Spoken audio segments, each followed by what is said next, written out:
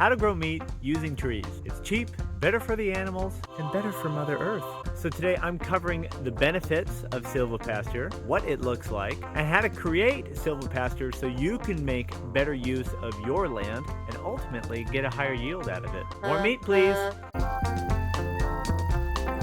Hey everyone, welcome back. This is Homesteading with PJ. I'm PJ. We talk about all things that are regenerative agriculture on a small scale, and silvopasture is absolutely regenerative. I live on 12 acres in North Carolina with my family, and we homestead. At the end of this video, I'm going to show you 3 ways in which we have made silvopasture a reality, so you can make better decisions for your property, for your homestead.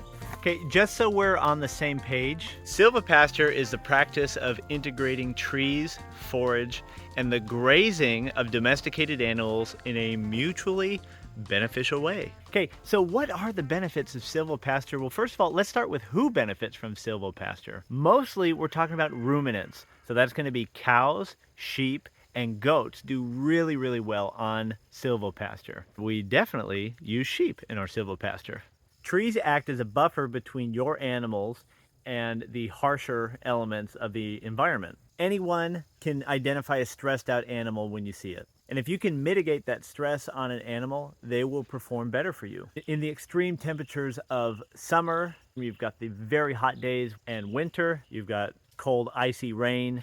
The forest helps mitigate both those circumstances. If every day was as lovely and beautiful as it is today right now, we wouldn't need trees. But there are times of the year where it could be a little unpleasant, unbearable, or even dangerous. Possibly my favorite benefit of silvopasture is it allows you to use parts of your land that otherwise would not be put into use. So a big benefit of silvopasture is if you only have a certain set of acres that are prime pasture, and you're not using your forest in that, you're not growing as much meat as you could be on the same amount of land. So if you've got a forest that's a mix of trees, shrubs, thickets that aren't easy for people to use without clearing it by hand, which takes forever, or to use a big machine, which costs a lot of money, then the best decision is to throw animals on it. And when you've got more space for more animals, you can see how you're going to be producing more product. This increases your yields from the same acreage.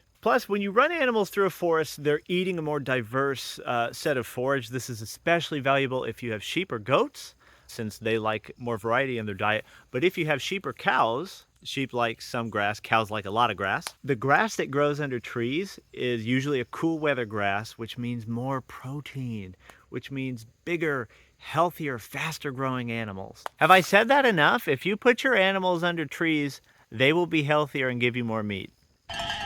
One last benefit that's worth saying, if you clean out your forest, you will be less prone to a real disaster, say like a fire.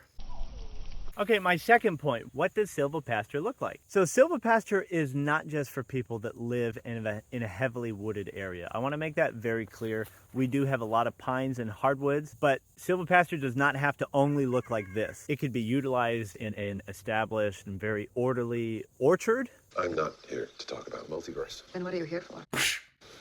Or it could just be one magnificent tree out in the middle of an existing pasture. But most silvopasture will look like something in between thick pine trees and one lone shade tree in a pasture. The definition is not a hard and fast one. There's some young maple trees that I just chose not to run over with a lawnmower, and the sheep were kind enough to leave us some leaves on there. And I bet in a year these things will double in size. That one's already pretty big. There's a little cluster right there. It's the future silvopasture. So how do you create silvopasture?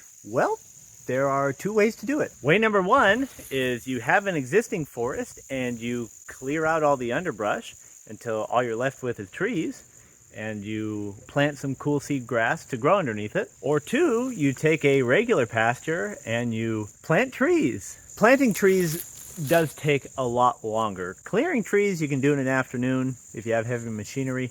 Planting trees could take many years. And there's the old saying, when's the best time to plant a tree?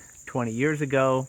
The next best time is today. But if that's the only option you're facing, you really want silvopasture, and I hope you do, then I would suggest planting a couple trees on your pasture. Even if it's just one tree at a time. And It does not have to be a tree that you get from a nursery. You know, even if it's just a sapling growing from some other part on your property or on a friend's property, if it's a native sapling that has survived, it's probably going to do well if you just pick it up and move it a few hundred feet onto your pasture. If you're a small timer like me, you do not need to go out and put an order for 500 trees in. Start with one or a couple, whatever you can easily plant and manage. While the trees are young, you can look after them by maybe blocking them off with electric netting or putting a protector around them so your animals, especially sheep, goat, cows, don't eat them. But pretty soon, before you know it, especially if you have sheep, you're going to be able to put your animals on it very, very quickly. These trees right here, when we uncovered them from kind of the thicket that was here, we lift anything that was higher than 6 feet. And we've got some trees that are over 15 feet now. I mean, especially these pines, they just shoot up when they've got no competition. And then we have sheep that eat what they can reach, so they prune it themselves. Nature, man, it's great. Earlier in this video, I said I would show you 3 spots on our property where we are incorporating silvopasture in different ways. All right, in front of me is the first place I wanted to show you is silvopasture. This is kind of your classic silvopasture. So these were pine trees with a lot of dense forest underneath it. We paid a forestry mulcher to come in and clean out the underbrush. And when it was clean, we were left with a bunch of mulch.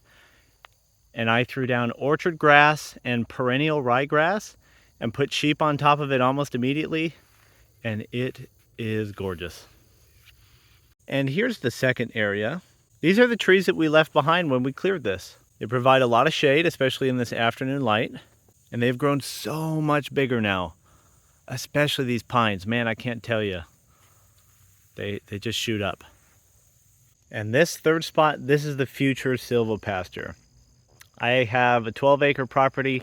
6 of it is pretty clean-cut homestead. The other 6 is what we're looking at right now. The plan is to fence off this area along the left and right side of my driveway, mob graze goats in there for about 1 or 2 years, clean up behind them by hand, and then have some true silvopasture and use this area for sheep and our true pasture for cows. And just to kind of illustrate for you this area right here, sheep were here for about 1 week.